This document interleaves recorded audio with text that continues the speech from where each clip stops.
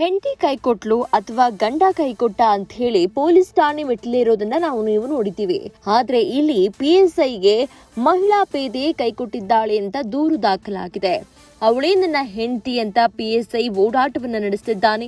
ಯಾದಗಿರಿ ಜಿಲ್ಲೆಯ PSI ರಾಯಚೂರು ಜಿಲ್ಲೆಯ ಮಹಿಳಾ ಪೇದೆಯ ಲವ್ ಸ್ಟೋರಿ ಇದು. 8 ವರ್ಷದಿಂದ ಪ್ರೀತಿಸಿ ಮದುವೆಯಾಗಿ ಈಗ ಮತ್ತೊಬ್ಬನ ಜೊತೆ ಮದುವೆಗೆ ತಯಾರಿ ನಡೆಸಿದ್ದಾಳೆ ಅನ್ನೋದು PSI ಆದಂತಹ ವಾದ. ಇನ್ನು PSI ವೀರೇಶ್ ಹಾಗೂ ಪೇದೆ ಜಯಶ್ರೀ ನಡುವೆ 8 ವರ್ಷದ ಲವ್ ಕಹಾನಿ ಇದೆ.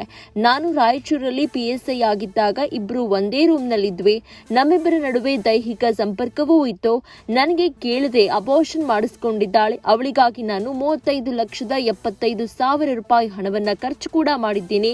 ನನ್ನ ಬಗ್ಗೆ ಕೆಟ್ಟದ್ದು ಹೇಳಿ ನನ್ನಿಂದ ಅವಳನ್ನ ದೂರ ಮಾಡಲಾಗಿದೆ ಅಂತ ಹೇಳಿ PSI ವೀರೇಶ್ ಆರೋಪವನ್ನ ಮಾಡ್ತಿದ್ದಾರೆ. ಆದ್ರೆ ಜಯಶ್ರೀ ನನಗೆ ಬೇಕೇ ಬೇಕು ಅಂತ PSI ವೀರೇಶ್ ಏನು ಆಕೆಯ ಹಿಂದೆ ಬಿದ್ದಿದ್ದಾನೆ. ಇದನ್ನ ಜಯಶ್ರೀ ಅಲ್ಲಗಳೆದಿದ್ದಾಳೆ.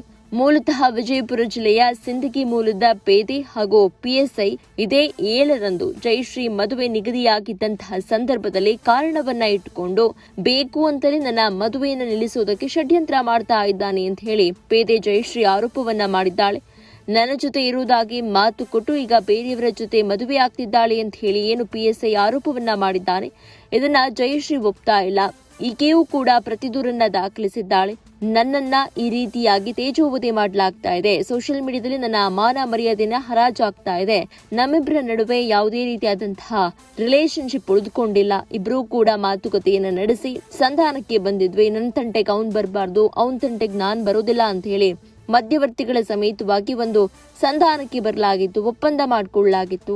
ಆದ್ರೆ ಈಗ ಈತ ನನ್ನ ಮದುವೆ ಫಿಕ್ಸ್ ಆದಂತಹ ನಂತರದಲ್ಲಿ ನನ್ನ ತೇಜೋವಧೆ ಮಾಡೋದಕ್ಕೆ ಮುಂದಾಗಿದ್ದಾನೆ. ಇದರಿಂದಾಗಿ ನನ್ನ ಮಾನಹಾನಿಯಾಗಿದೆ ಅಂತ ಹೇಳಿ ಪ್ರತಿದೂರನ್ನ ದಾಖಲಿಸಿದ್ದಾರೆ. ಈ ಜಯಶ್ರೀ ಹಾಗೇನೆ PSI ವೀರೇಶ್ ನಡುವಿನ ಈ ಲವ್ ವಾರ್ ಮುಂದೆ ಯಾವ ಹಂತಕ್ಕೆ ಹೋಗುತ್ತೆ ಕಾದು ನೋಡ್ಬೇಕಿದೆ. ನೀವು ಸಣ್ಣ ಆಗ್ಬೇಕಲ್ವಾ? ಅದು ಒಂದು ಉತ್ತಮ ಆಹಾರದಿಂದ ಸಣ್ಣ ಆಗ್ಬೇಕಲ್ವಾ? ಪ್ರತಿದಿನ ನಮ್ಮ ಜೀನಿ ಸ್ಲಿಮ್ ನ ಯೂಸ್ ಮಾಡಿ ಯಾವುದೇ ಸೈಡ್ ಎಫೆಕ್ಟ್ ಇಲ್ದಂಗೆ ನೀವು ಸಣ್ಣ ಆಗ್ತೀರಾ.